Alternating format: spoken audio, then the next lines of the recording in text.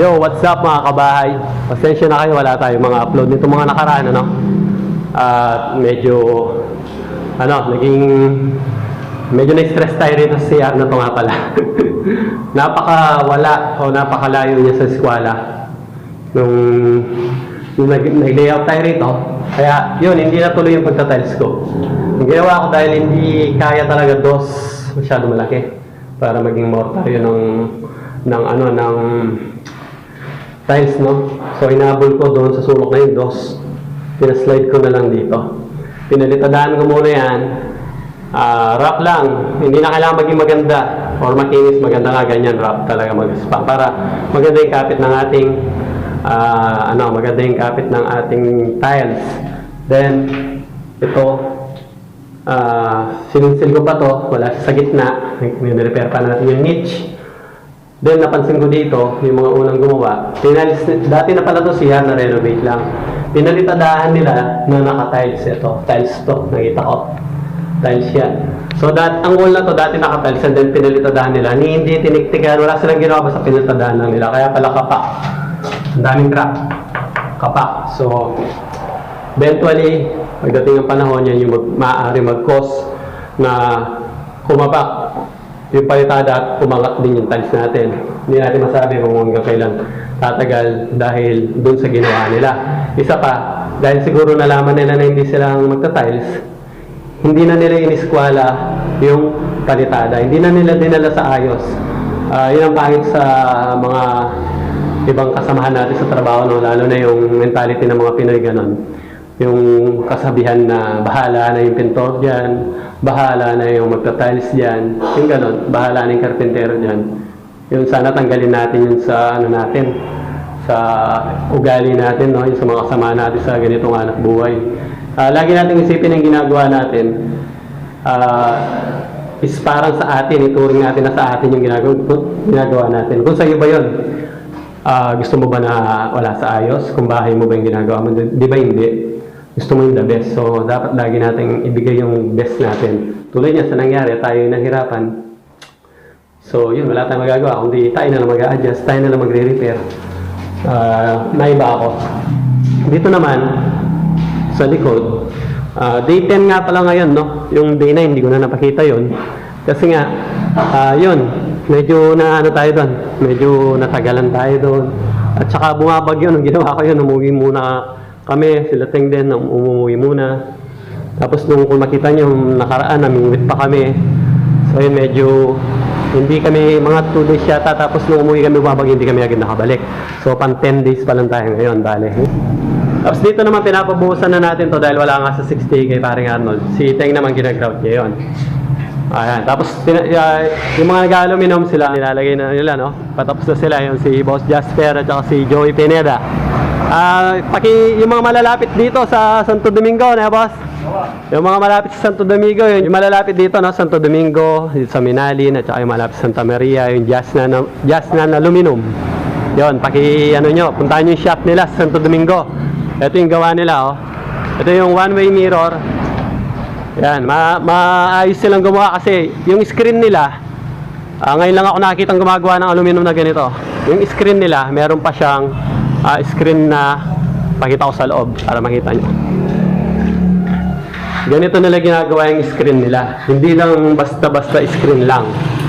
Hindi lang basta yung maliliit na screen. Meron din siyang protector na para ganito, na para sa ginagamit sa mga screen door. Pero sila, kahit na sa mga screen ng window, sliding, merong ganyan. So ano yan, plus point siya, napakatibay ng ganong gawa. Ngayon ko lang, ngayon lang ako nakakita na gumagawa ng, hindi naman to requested ng mayari, pero ginawa nila. Ibig sabihin, maayos talaga silang magtrabaho. Kaya, yun, Jasnan Aluminum sa aluminum glass supply dito sa Santo Domingo, Minalin. Yung mga malapit, Santa Maria, Santo Domingo, saka Santo, hindi ko na alam yung sa malalapit dito, alam niyo yan. Pasyalan niyo yung Jasnan Aluminum yan sa Santo Domingo. So, yun, update ko lang kayo mamaya. Magtatiles muna tayo sa CR. At ito nga, magtatiles na tayo ng CR natin. Ito yung improvise namin na babara ng tiles, no? Ayan yung ginawa natin dito, technique. Pinagbabawal na naman na technique. Nagpalatag tayo ng hollow blocks dito paikot. Tapos, sinapin na natin meron kaming plastic na malaki dito eh. Galing yan sa mga pinto. Yun. Gumawa kami ng parang maliit na pool ng mga bata. Ayan. Hindi kasi sa batya itong mga to, no? Yung 60 by 30. Ayan. So, sa wakas, no, na-start din natin matiles itong CR na to. So, pinahirapan tayo ng isang to, no? Imbis na magta-tiles ka na lang. Nagpalitada pa tayo uli. Iniskwala pa natin uli. Dahil hindi ginawa sa ayos. Gusto ko lang muna pakita ito. Niche. Itong niche, ginit na ako yung 30 by 60. So, pag sinalpak natin dito yung 30 by 60, sakto yan. Siyempre, dahil 30 by 60 yan, 30 to. Yung pinagtabasan, yun din ang pinangkalso ko dyan. So, sakto-sakto din yung pangkalso natin, di ba? So, ihuli natin yan pagka pwede na natin itong tanggalin. Yung sidings gagawin natin, or pwedeng mauna yun, sa walling, didikit natin, so gagawin natin sidings. Hindi ko na pin-45 yan, no? Kasi pag tinamaan, nabubungi agad yung 45, lalo na. Hindi naman ito porcelain na makapal. Malambot lang yan, pero pwede rin yan, no? Kung gusto siya yung 45 cut o kanto yan sa may dugtungan niya. Pero ako gagamit ako ng tile trim, kamukha ng ginagamit natin ng mga nakaraan. Yung, pa-angle na tile trim, no? Pero white lang yung ginamit natin dito. Ayan, yung 30 by 60. Ayan. After niyan itong kabilang side, tapos ito naman siguro. So, ayun. Magpatuloy na natin.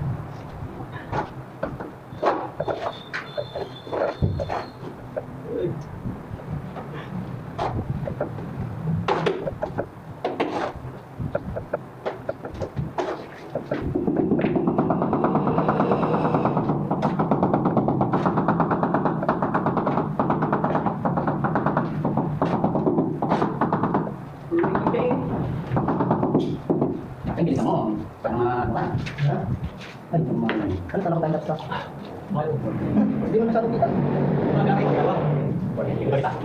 Paano siya? Gusto mo po taas? Mataas eh. Mataas sa taas. Mataas yun. Paano din ka nung malapit? Ay, galawin natin.